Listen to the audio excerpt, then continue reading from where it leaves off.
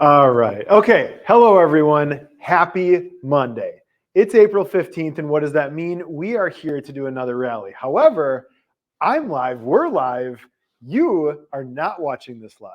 We had a little bit of a learning curve this morning. I'll tell you this, proper preparation usually prevents piss poor results. I had to. It's my fault. All right. So before I wrote an email to StreamYard. Oh, well, no, they're good now. I didn't want to say their name in the Instagram and Facebook Live. But if you're watching this, you're like, what the heck happened? We had everything set up. Maybe we should do a lesson on this. Everything set up for the perfect webinar. And like what you're watching right now. And we went live. There was no audio. Now, not getting all the technical stuff. I found out, we literally just found out, we went to lunch. I was like, I just need to eat because I was very, very bummed. So the leadership lesson, before you find fault in others, look at yourself and see, did I do everything I needed to do? And obviously I didn't. So I just wanted to come on and apologize. So just take it away, man. Well, hey, and the thing I want to acknowledge you for as well is you probably could have figured that out, Evan, and we could have just brushed over it. You chose to point it out. You chose to take ownership. So I'm going to acknowledge you for that. All right, everybody. So we are here, and what we're going to go through this month and what we're focusing to is something that we are coining as Salon Servant Leadership. So if you're thinking to yourself like, hey, wait a minute, I've heard of this before, you're exactly right, you have. I want to give a little bit of the history to it. Servant leadership was coined by a gentleman by the name of Robert Greenleaf. He did so in 1970. And what we're going to go through today is basically the way that we've looked at some of these core principles and some of the things that we've been leading within our salon companies. And we are taking that experience that we've had, that in-person experience, in coining salon servant leadership. And now to start this out, I'm going to tell a story that I'm not incredibly proud of, and one that I'm going to take us back to 2015. We had just moved into our brand new salon, and as an owner-operator with a bunch of debt that I was looking at, I definitely did not show up as a salon servant leader in this space, and I want to share this story, and we're going to build on it a little bit as we go through today's presentation. Simply said, at that time, punctuality was something that I was really focused to. Now, I'm sure that there's a few hands that go up in the room. I believe there's two types of people in the world. There are those that are early, and then there are those that are late. The on-time piece of it is just the serendipity of them both meeting together, right? But when we look at that, the story that I'm going to share with you was a bunch of poor choices that I made one day, and we're going to build on that and show you how I might have done a little bit better job. Long story short, I had one of our team, brilliant-minded, beautiful human. She was coming in late to work, and I had saw that she was technically past her start time of 9 a.m.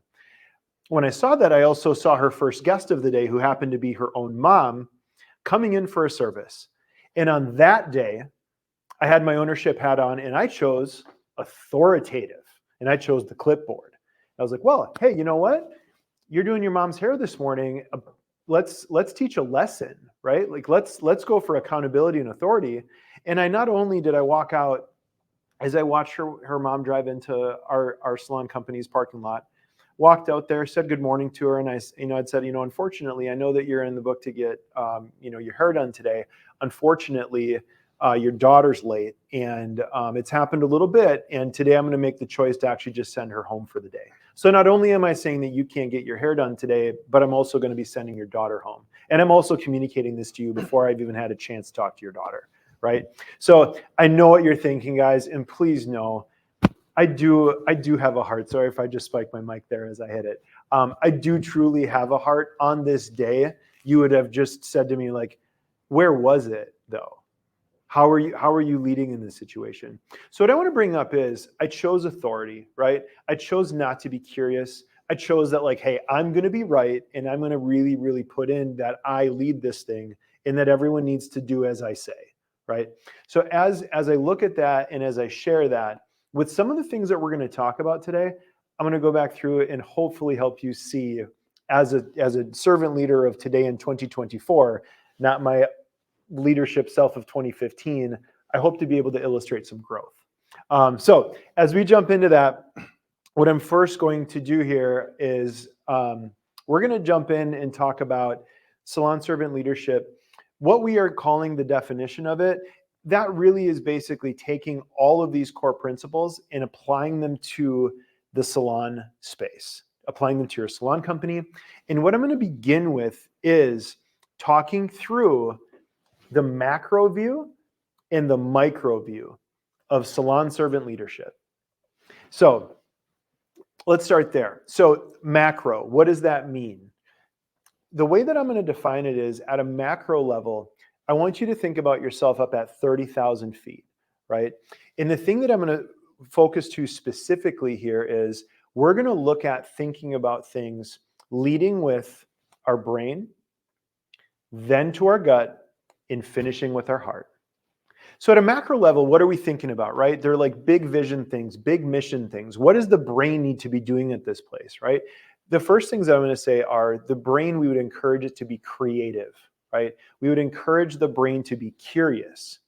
We'd encourage the brain to just be in a space of having outward awareness of so much, no limitations, no glass ceilings, no walls. As you start to think of some of the things that you're looking at change implementation within your salon company, this is the macro spaces where you come up with some of these concepts and some of these ideas. One of them that I want to use as an example within this area of it is, let's say that one of the things that you in your salon space that you want to bring in, let's say, we all know it right now. Time is money, but also to our teams, the world is moving so fast, and if we can give them back some time, which is like, productive and unproductive use of downtime, right? Let's say that we look at an idea and we want to bring something in that brings a benefit to our team. So at a macro level view, what I'm thinking about is, okay, I have a curiosity, right?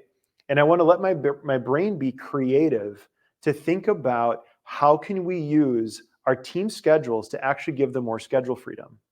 So the brain starts there, right? And now I know the way that we're thinking about this, hey, wait a minute, like what are you talking about doing things differently with time? I'll get there.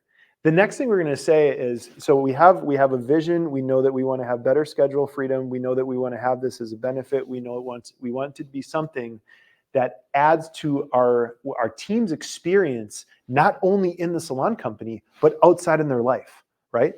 So that's where the brain does, okay? So next thing I'm going to move through this way of thought.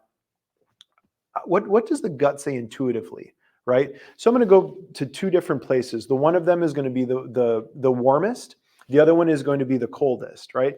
The warmest way that I could look at it, it's exactly everything that I came up with the idea, right? I'm doing it for a better experience of others.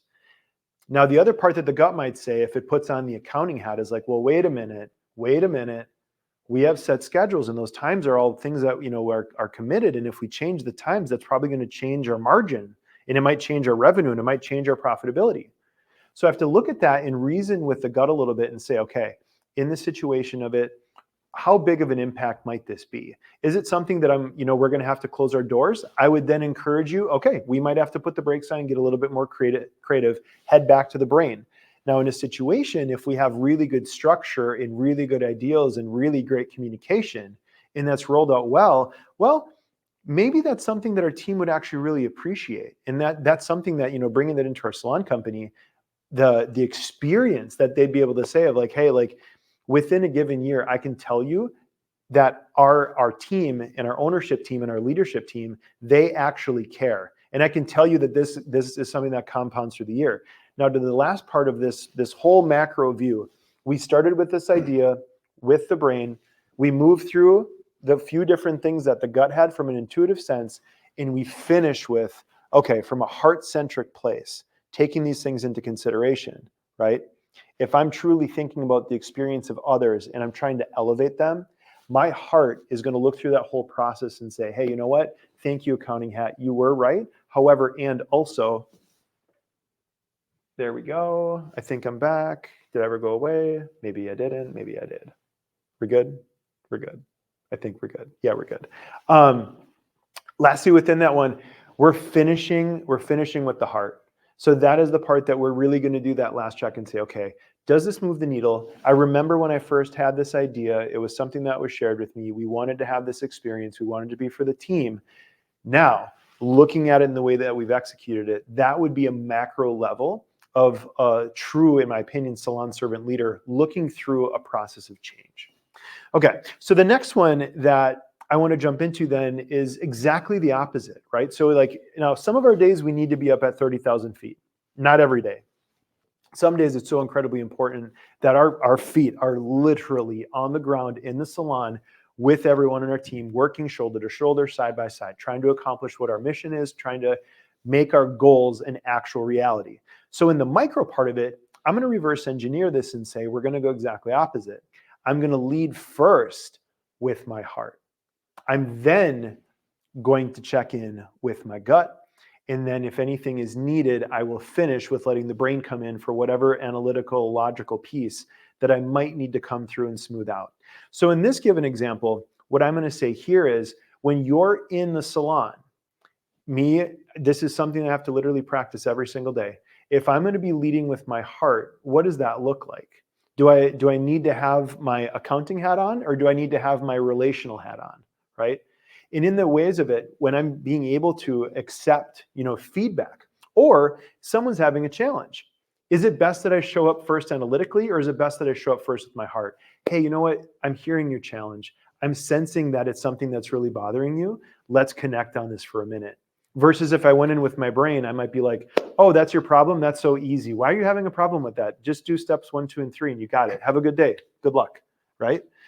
Even in that simple explanation, when we're looking to be relational with our teams, when we lead first with our heart, that's going to be where in that situation, I'm going to ask the curious question, how are you doing today? How's this impacting you, right? I might also look in with my gut and say, okay, cool. Hey, this is the first time this has hit them before. This is a new thing. Or also my gut might be saying, hey, this is the 46th time that they've had a migraine on a Monday after a weekend posting on social media that they've been out celebrating, is what I might say, right? So in that situation, I'm going to use my gut there in that way. Now you can clearly see that if it's the person that this is a one-time scenario versus their 46th, now when we move into the brain is able to say in that situation, hey, this is a first-time offense.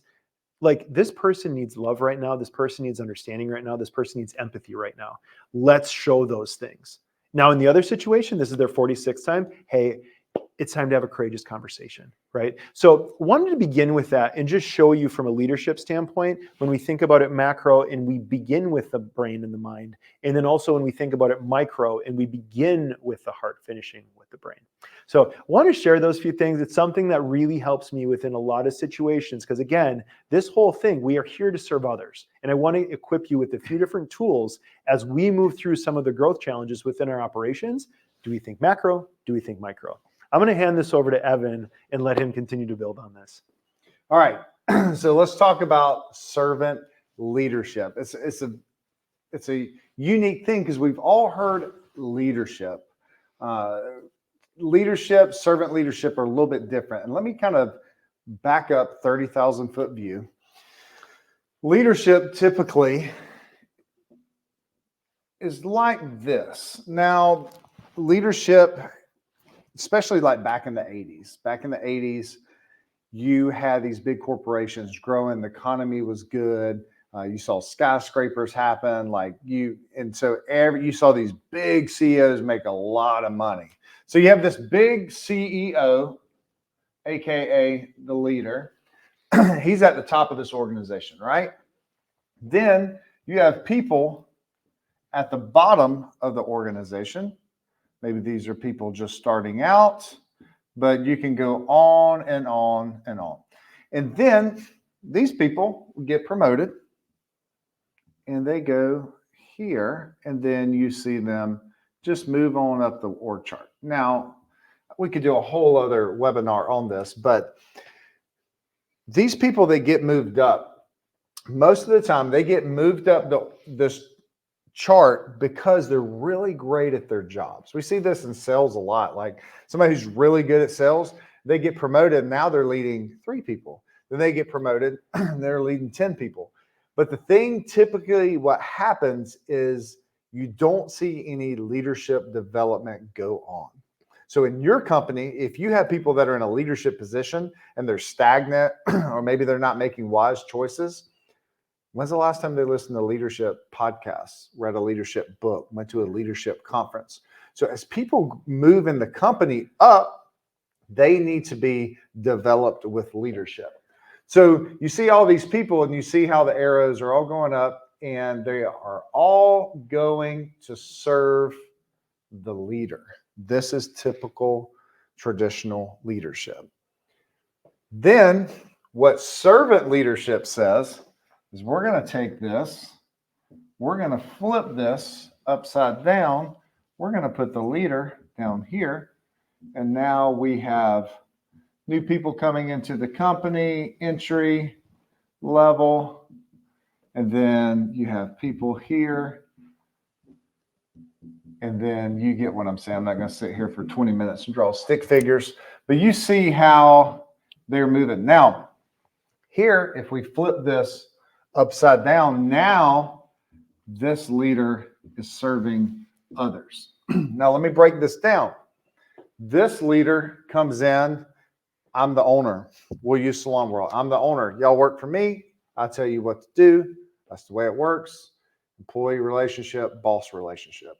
This, to me, this is a boss mentality. I'm in charge. Servant leadership is really going through the mind process of, you know what? If these people weren't here, I wouldn't be here. Think about it.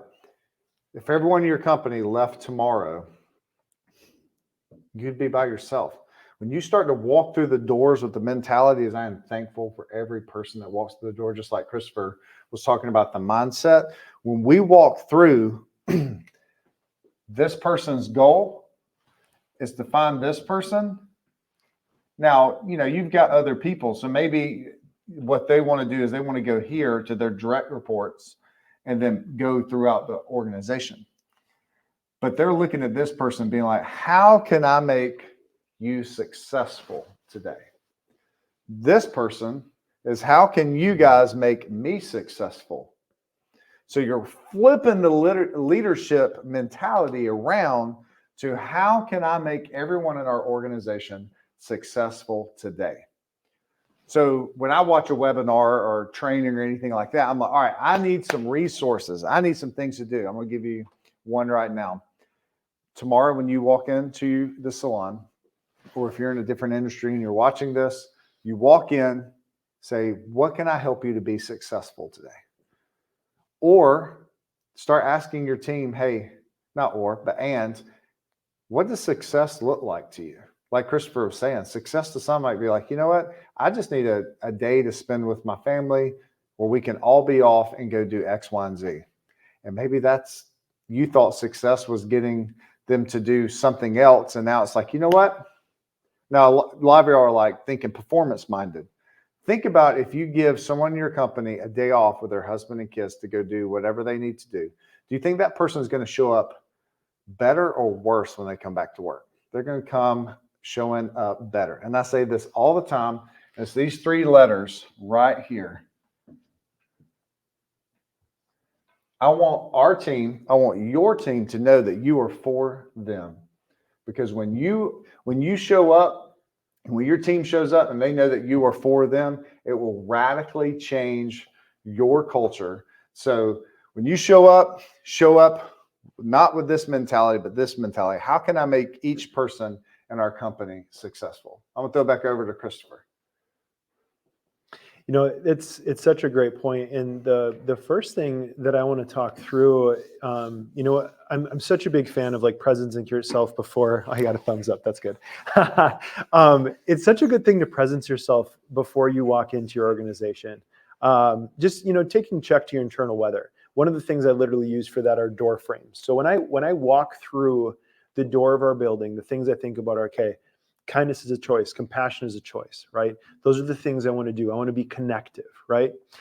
We had talked on something, and another thing to kind of just like throw into your mind as you're walking through that door, are you going to utilize a towel of servant leadership, or are you there from the authoritative place, as I talked about earlier in my story, right, with a clipboard.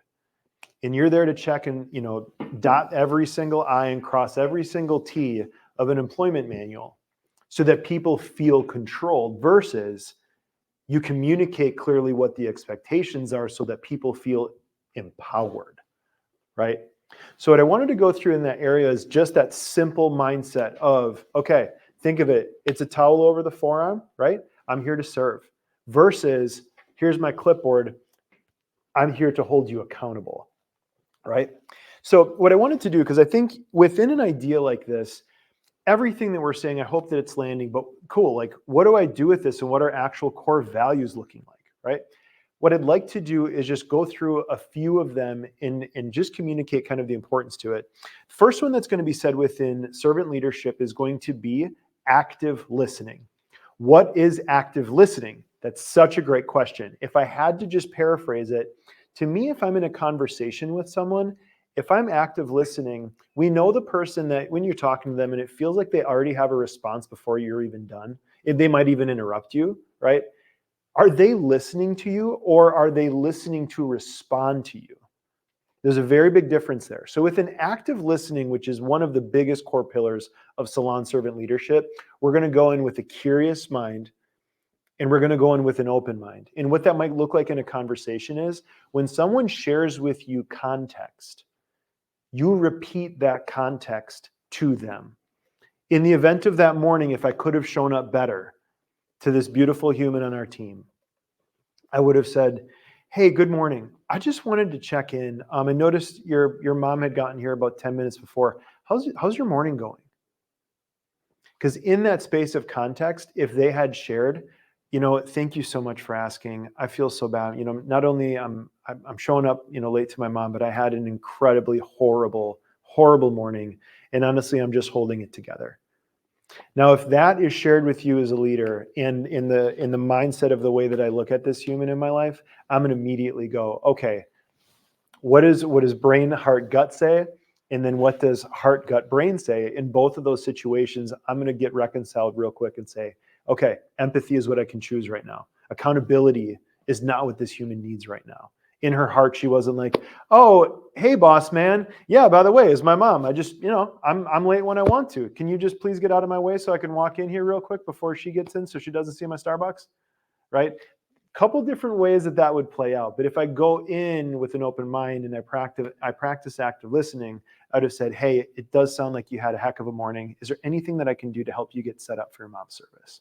Right? Think about how much that might have moved the needle there. Next one I'm going to go into is curiosity and collaboration. Within both those areas, I look at them, one builds onto the other. If we're all curious, our ability to collaborate together is all the better. One of the worst ways that I can show up as a human is if I'm too closed-minded to some narrative that I think is more important than the conversation. And what does that mean? It means I'm going to be closed-minded, I'm going to be less curious, and by being less curious, I'm not also going to foster collaboration in that space. So what we want to do in that area is when we apply active listening, keep our narratives out of it until we need to, whenever we do that last bit of reconciliation, whether it's we're going to be reconciling lastly with the heart, or we're going to be reconciling lastly with the brain. Another one I want to go to is that idea of just stewardship. Also, another one to think about this is, okay, like I'm a servant. What does that look like? In my role, genuinely, one of the things that I think about is I am actually here to serve the team. The team does not serve me. By that action, I'm consciously looking at what does it look like in this situation to serve, literally in the moment. And for you leaders, you want to give this is a really fun one. Just stand in your organization. Give me 15 seconds. Scan the organization and say, okay, is there anyone I could serve right now? It might even just be as small as a compliment, right? You have no idea what that might do to someone. And you also have no idea relationally what you might be able to open up within them. Because again, a compliment leads to confidence, leads to safety and security within that relationship. Within this, the last two I want to go to are sharing on awareness and emotional intelligence. These are two that I'm going to also package up again. Our awareness to our emotional weather is so important as a leader. I'd like to quote the great Evan Silverin saying, and he says this so often, when we move into leadership, we are looking at our ability to have bad days and let them impact us and let them, and we get to project them on other people. We actually sign that right away. And by what do I mean by that? We need to control and be very, very aware to our own emotional intelligence and our own emotional quotient as a human. And by having that high level of self-awareness, it allows us also not only to give ourselves grace, but then also to be able to give grace outwardly. So I package those two up and the end of it as hopefully a few core values that you can take forward and put into your salon business. And like I said, I challenge you with some of these. Just give yourself 15 seconds. Let the brain be curious. You'll find something. I'm going to send this back over to Evan for something that I'm really, really excited about. And he's going to talk about a mentor within leadership that I would say he's a founding father, if you will. Yeah, John Maxwell is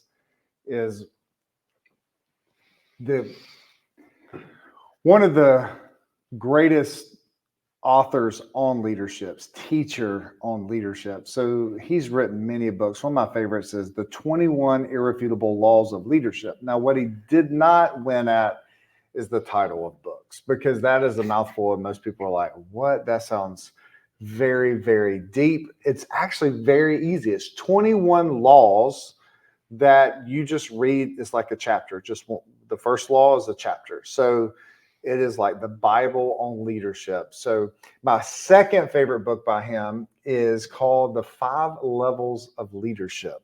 So I want to share this with you because this is very, very important for you to be aware. Like Christopher was talking about, having that awareness. John Maxwell also says, awareness is a catalyst for change. So you have a conversation with an employee and they have a bad attitude. And you go and approach them, you talk to them, and they're like, bad attitude? What, me? Now, they're not aware. So now we have a mountain to climb, right?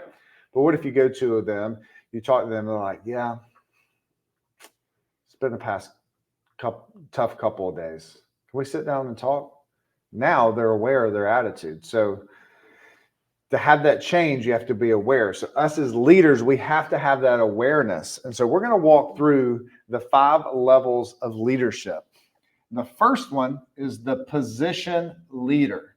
Now, positional leadership is the title. You have a title.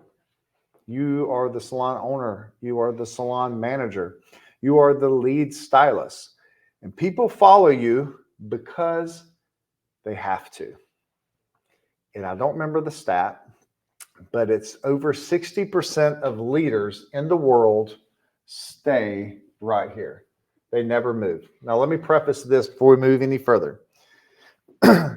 You are different levels with different people. So if we have a new person that comes into our company, I am day one I'm in the position leadership with that person. I have the title of salon owner. They have to, I'm their supervisor. So what I tell them they're going to do because I have the title. So not a good place to stay. Everyone starts there, but it's not a good place to stay. The next one is permission. These all start with P's. So I have notes over here to make sure I don't get them confused. So the permission, this is the relational one. And these people follow you because they want to. These people follow you because they want to. They have to, now they want to. Now, transparent. I always teach transparent. This is a place that I can get to and I can sit and stay because this is comfortable. I can go from level 1 to level 2 fairly quickly. Level 2 to 3 takes a lot of discipline and grit to get from permission to the next one. One other thing to hold on to, you cannot skip steps. Once I lay this out, I'll show you some ways of how most people would jump. Not how most people, but how some people is they'll try to jump from 1 to 4. You can't do that. You have to go through it all. So the relationship, people follow you because they want to. The next one is production. This one is you're producing results. So they follow you. They follow you because they have to. They follow you because they want to follow you. This one is you're actually getting production and results. And so you might have someone on your team that's kind of stagnant and they haven't, you might want to go back because you might have fell back to here. You might have somehow lost some equity. You might have lost some trust. It could be through some gossip through the salon that got back about you to someone else, and this person fell here. I've seen this in my own company. And so if we start to see that, every one-on-one, we ask them, what can I do to lead you better? Basically, what is your success? What can I do? And is there anything I need to change to lead you better? Those are questions you need to be asking at least once a month, if not every day and weekly. So production, you're actually getting results. People follow you for what you have done for the organization. So you might have people that come in, they want to follow you because your salon produces results. They've seen the reviews. They've seen the people growing inside your company. So people come here, they start here and they get here because of they want to be on your team. Next one is people development. Now, very few people get this far because it takes a lot of discipline, time, because we live in, like Christopher said, a very fast world. So people want to go, and this takes time. People follow you because you develop people. If you have someone in leadership in your company and they're over people, they're probably not here yet.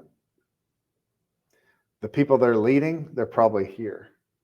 And you're like, why is this person, why does nobody follow them? Why are they not listening? Why are they not showing up? It's because you might have the wrong leader in place, or you might have the right person that just needs to be developed. So people development, people follow you because of how you develop people. And the last one is pinnacle. And the pinnacle is a beautiful one because this is people follow you because what you've done for the organization, the respect. So this is people follow you because of your integrity, because of who you are.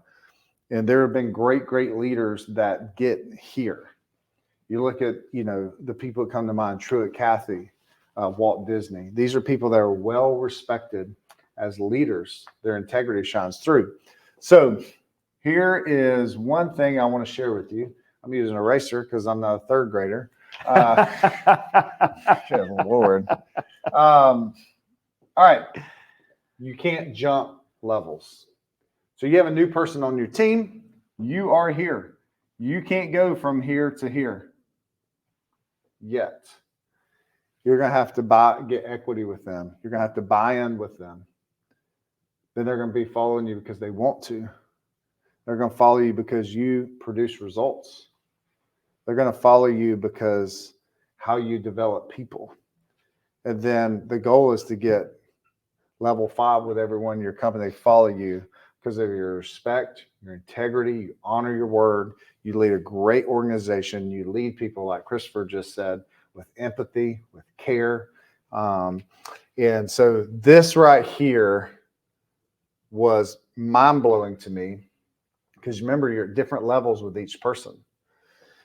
So I want you, when you get back to the salon, when you get back to work, wherever industry you're in, I want you to go and I want you to kind of in your mind think about, I feel like I might be a 2 with them.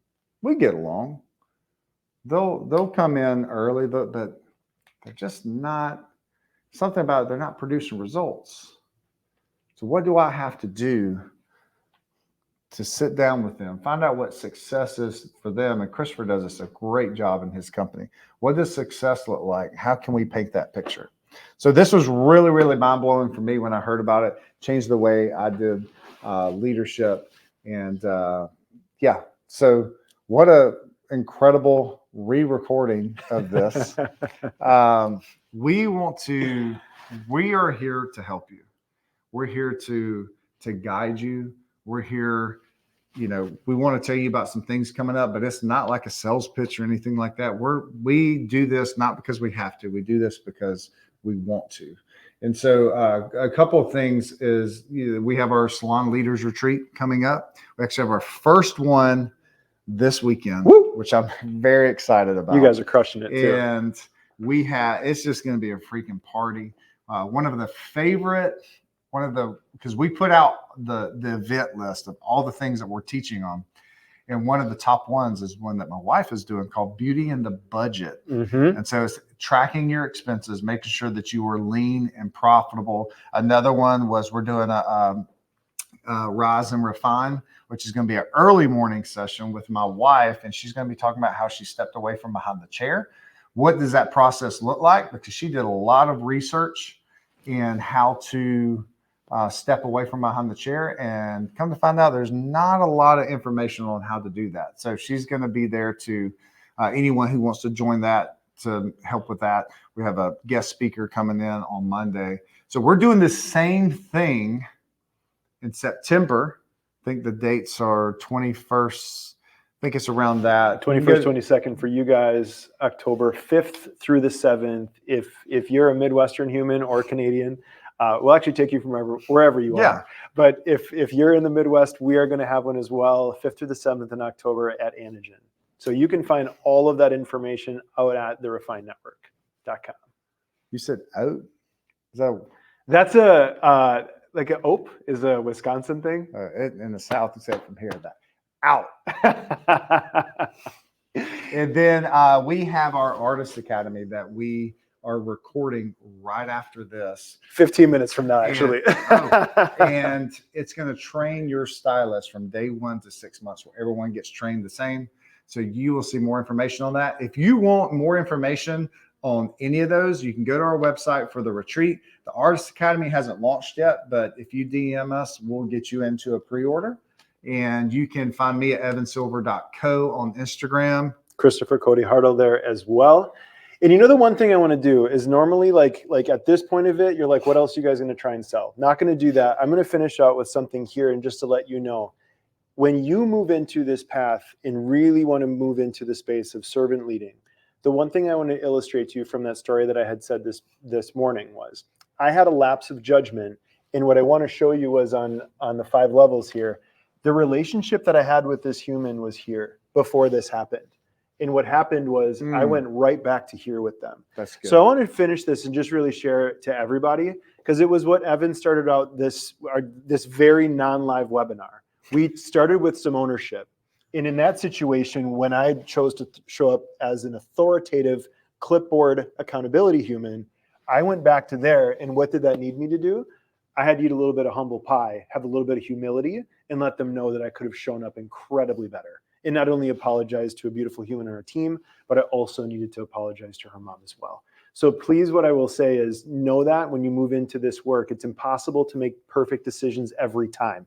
That's why we go brain, gut, heart, gut, brain, and know that within that process, the sincerity of taking accountability and ownership is so important. So that's what I got. Yeah. Finishing with some value. Yes. And servant leadership, if you need anything, hello@refinednetwork.com. You can find us on Instagram, Facebook at therefinednetwork.com. And hey, we're the guys answering all that. So message us. We'd love to help you. We would love to coach you and refine your business so you can get success.